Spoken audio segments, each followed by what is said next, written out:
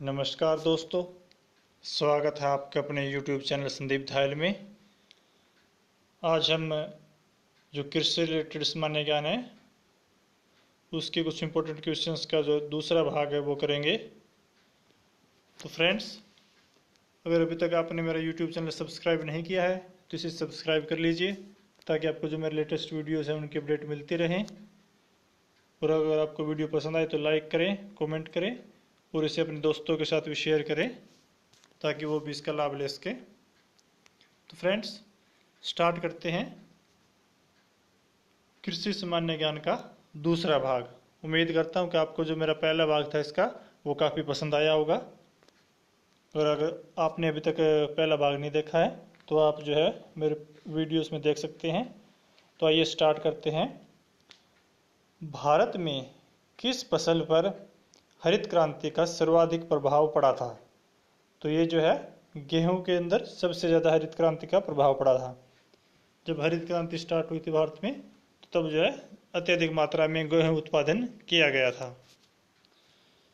Next है, Netherlands और Thailand की सरकारों ने फूलों की खेती यानी कि फ्लोरिकल्चर के विकास के लिए किस भारतीय राज्य सरकार के साथ समझौता किया है? तो ये है सिक्किम। नेक्स्ट है, किस विद्वान ने कृषि संस्कृति के सिद्धांत का प्रतिपादन किया था? तो ये थे वान थ्यूनेन। नेक्स्ट है, लाडांग कृषि का एक प्रकार है, उसकी क्या विशेषता है? तो लाडांग की विशेषता है कि यह है स्थानांतरी कृषि है। नेक्स्ट है, भारत में उर्वरकों का प्रति हेक्टेयर उपभोग बहुत कम होने का क्या कारण है? तो इसका जो मेन कारण है वो है कृषकों की अज्ञानता, यानी कि जो है जो किसान है उनमें ज्ञान का अभाव है, उनको जागरूक नहीं किया गया इतना। और जो किसान जो होते हैं वो निर्धन होते हैं और उनके पास जो है वो पर्याप्त मात्रा में जल नहीं होता है, और जल होता है तो वह नियमित रूप से नहीं होता है। नेक्स्ट है, उर्वरकों के उत्पादन में भारत का विश्व में कौन सा स्थान है? तो भारत का जो वो तीसरा स्थान है उर्वरकों के उत्पादन में। नेक्स्ट है, भारत में राष्ट्रीय कृषि विपणन संस्थान कहाँ पर स्थित है? तो यह जो है जयपुर में है। जयपुर में राष्ट्रीय कृषि विपणन संस्थान है। नेक्स्ट है, चावल के उन्नत बीज की प्रति हेक्टेयर बीजारोपण दर कितनी होती है? तो इसमें जो 15 किलोग्राम प्रति हेक्टेयर जो है वो बीज काफ़ी होते हैं चावल के। नेक्स्ट है, यूएनओ द्वारा घोषित विश्व जल दिवस कब मनाया जाता है?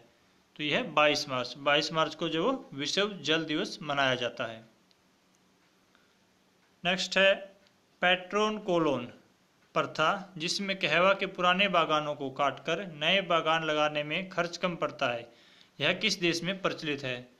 यह है ब्राज़ील, यानी कि पैट्रोन कोलोन प्रथा जो है ये ब्राज़ील में प्रचलित है।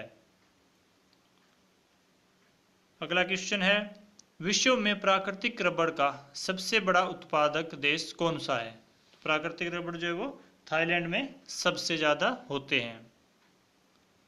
नेक्स्ट है, भारत के किस राज्य में झूम खेती के अंतर्गत भूमि का सबसे बड़ा प्रतिशत है? तो जो नागालैंड है वहाँ पर जो है वो सबसे ज़्यादा झूम खेती होती है। नेक्स्ट है, कपास की प्रति हेक्टेयर उपज कहाँ पर सर्वोत्तम है? तो ये है स्वतंत्र राष्ट्रों के राष्ट्रकूल में। नेक्स्ट है, क्षोभ मंडल में वायुदाब घटने की औसत दर क्या है? तो यह है 300 मीटर की ऊंचाई पर लगभग 34 मिलीबार तक घट जाता है। नेक्स्ट है, भारत में हरित क्रांति के जन्मदाता कौन है? तो जो ये है MS स्वामीनाथन हरित क्रांति के जनक है। नेक्स्ट, भारत में किस वर्ष राष्ट्रीय किसान आयोग का गठन किया गया था? तो जनवरी 2004 में राष्ट्रीय किसान आयोग का गठन किया गया था। नेक्स्ट है, अम्लीय धरती पर क्या उगाया जा सकता है? तो खीरा जो है वो है अम्लीय धरती पर आसानी से उग जाता है। नेक्स्ट है WMO यानी कि वर्ल्ड मेट्रोलॉजिकल ऑर्गेनाइजेशन द्वारा घोषित वर्ल्ड मेट्रोलॉजिकल डे कब मनाया जाता है? तो यह मनाया जाता है 23 मार्च को। नेक्स्ट है विश्व प्रसिद्ध उलंग किस्म की चाय किस देश में पैदा होती है? तो उलंग किस्म की चाय है यह ताइवान में होती है। नेक्स्ट है रेशम के उत्पादन हेतु व्यापारिक स्तर पर रेशम के कीड़े का पाला जाना क्या कहलाता है? तो ये जो है सेरीकल्चर कहते हैं, यानी कि रेशम के उत्पादन को सेरीकल्चर कहा जाता है। नेक्स्ट है राष्ट्रीय किसान आयोग का मुख्यालय कहाँ पर स्थित है? तो नई दिल्ली में जो राष्ट्रीय किसान आयोग का मुख्यालय है। नेक्स्ट है भारतीय कृषि अनुसंधान संस्थान कहाँ पर स्थित है? तो भारतीय कृषि अनुसंधान संस्थान भी नई दिल्ली में ही है। अगला क्वेश्चन है एशियाई देशों खासकर चीन एवं थाईलैंड में जूट के विकल्प के रूप में उपजाई जाने वाली फसल कौन सी है? तो यह है कैनोफ, इसको जो है जूट के विकल्प के रूप में यूज किया जाता है। नेक्स्ट है भारत में गन्ना सबसे अधिक कहाँ पर होता है? तो गन्ना जो है वो सबसे अधिक उत्तर प्रदेश में होता है। भारत में कृषि क्षेत्र के GDP का कितना प्रतिशत भाग कृषि शोध पर व्यय किया जाता है? तो 0.3% भाग जो है शोध पर व्यय किया जाता है। नेक्स्ट है पूसा रसराज किसकी उन्नत किस्म है? तो खरबूजे की जो है वो सबसे उन्नत किस्म है पूसा रसराज। नेक्स्ट है इंटरनेशनल चिल्ड्रंस बुक डे कब मनाया जाता है? तो ये जो है 2 अप्रैल को मनाया जाता है। अगला क्वेश्चन है ब्राजील की अर्थव्यवस्था मुख्यतः किसके उत्पादन पर निर्भर करती है? तो ब्राजील में जो है वो कॉफ़ी है सबसे मेन है, इसी के ऊपर इनकी अर्थव्यवस्था टिकी हुई है। अगला है फूल गोभी यानी कि कॉलीफ्लावर में ब्राउनिंग रोग किस तत्व की कमी से होता है जिससे स्वाद में कड़वापन हो जाता है? तो ये जो है वो बोरोन तत्व की कमी के कारण जो है फूल गोभी में ब्राउनिंग रोग होता है। नेक्स्ट है भारत में कितनी प्रतिशत जोते 1 हेक्टेयर है उससे छोटी है? तो ये जो है 59% जो है वो खेती जो 1 हेक्टेयर से कम होती है। 1 हेक्टेयर में जो वो 2.5 एकड़ होते हैं। नेक्स्ट है कौन सी नकदी फसल नहीं है? तो चावल है, गेहूं है, ये नकदी फसल नहीं है। नकदी फसलें होती है जैसे जूट हो गई, ये चाय हो गई, ये है नकदी फसल। नेक्स्ट है नमी रोकने में सर्वाधिक प्रभावशाली मिट्टी कौन सी होती है? तो जो काली मिट्टी होती है वह नमी रोकने वाली मिट्टी होती है। अगला क्वेश्चन है झूमिंग कृषि से क्या समझते हैं? तो झूमिंग कृषि जो है यह आदिवासियों द्वारा स्थान बदल बदल कर खेती की जाती है, तो उसे झूमिंग की खेती कहते हैं। नेक्स्ट है नेशनल ब्यूरो ऑफ सोयल सर्वे के अनुसार भारत में कितने एग्रो इकोलॉजिकल क्षेत्र हैं? तो भारत में जो 20 एग्रो इकोलॉजिकल क्षेत्र हैं। नेक्स्ट है 1 हॉर्स पावर कितने वोट के बराबर होता है? तो 1 हॉर्स पावर में जो है वो 746 वोट होते हैं। नेक्स्ट है ICAR नई दिल्ली द्वारा फल फूल पत्रिका हिंदी में प्रकाशन, इसका क्या नाम है? यह है द्विमासिकी यानी कि बायो मंथली। नेक्स्ट है वान थ्यूनेन ने अपने कृषि अवस्थिति सिद्धांत में केंद्र के चारों ओर कितनी पेटियों की संख्या बताई है? तो यह है 6।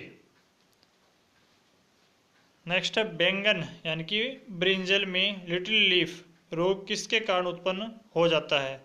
तो जिसके कारण जो पत्तियां छोटी और पीली रह जाती है और उसमें जो है फल नहीं आता है, तो ये रोग है माइकोप्लाज्मा जो कि बैंगन में होता है। नेक्स्ट है धान यानी कि पेडी में खैरा रोग का क्या कारण है? तो इसका कारण है जस्ता यानी कि जिंक की कमी के कारण जो है वो धान में खैरा रोग हो जाता है। नेक्स्ट है भारत में हाई यील्डिंग वैरायटीज कार्यक्रम को क्या कहा गया है? तो इसको कहा गया है नववर्ष कृषि नीति अथवा हरित क्रांति। नेक्स्ट है गेहूं के लिए सबसे अच्छी मिट्टी कौन सी है? तो जलोढ़ मिट्टी जो है वो गेहूं के लिए सबसे अच्छी होती है। नेक्स्ट है मिट्टी में खारेपन एवं क्षारीयता की समस्या का समाधान क्या है। तो खेतों में जो वो जिप्सम का प्रयोग करके हम मिट्टी में जो खारापन होता है और जो क्षारपन होता है, नमकीलापन, उसको समाप्त किया जा सकता है। नेक्स्ट है सस्य विज्ञान कृषि की एक शाखा है, यह किससे संबंधित है। तो ये जो खेत व्यवस्था के सिद्धांतों और फल उत्पादन के प्रयोग और सिद्धांतों से संबंधित है। नेक्स्ट है भारत में हरित क्रांति यानी कि ग्रीन रिवॉल्यूशन में प्रयुक्त मुख्य फसल कौन सी थी। तो ये थी मैक्सिकन गेहूं। नेक्स्ट है कूड़े से हरित ऊर्जा निर्माण में कौन कौन से राज्य अग्रणी हैं। तो यह है उत्तर प्रदेश और पंजाब, यहाँ पे कूड़े से हरित ऊर्जा उत्पन्न की जाती है। नेक्स्ट है ICAR रिपोर्टर एवं ICAR न्यूज़ कहाँ पर प्रकाशित होती है। तो ये प्रकाशित होती है अंग्रेजी त्रैमासिक इंग्लिश क्वार्टरली के रूप में प्रकाशित होती है। नेक्स्ट है इजमिर की घाटी जो अफीम की कृषि के लिए प्रसिद्ध है, यह किस देश में है। तो इजमिर जो है टर्की में है। नेक्स्ट है फूल गोभी में व्हिपटेल रोग का क्या कारण है। तो ये है मॉलिब्डेनम यानी कि एमओ तत्व की कमी के कारण जो है फूल गोभी में व्हिपटेल रोग हो जाता है।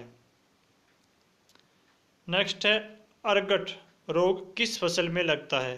तो अर्गट रोग जो ये बाजरा में लगता है। तो फ्रेंड्स, उम्मीद करता हूँ कि आपको मेरी ये वीडियो पसंद आई होगी। अगर आपको पसंद आई तो इसे लाइक करें, कमेंट करें और इसे अपने दोस्तों के साथ भी शेयर करें ताकि वो भी इसका लाभ ले सकें। और मेरे चैनल को सब्सक्राइब करना न भूलें ताकि आपको जो मेरे लेटेस्ट वीडियोज़ हैं उनकी अपडेट मिलती रहें। तो मिलते हैं आगे एक नए वीडियो के साथ।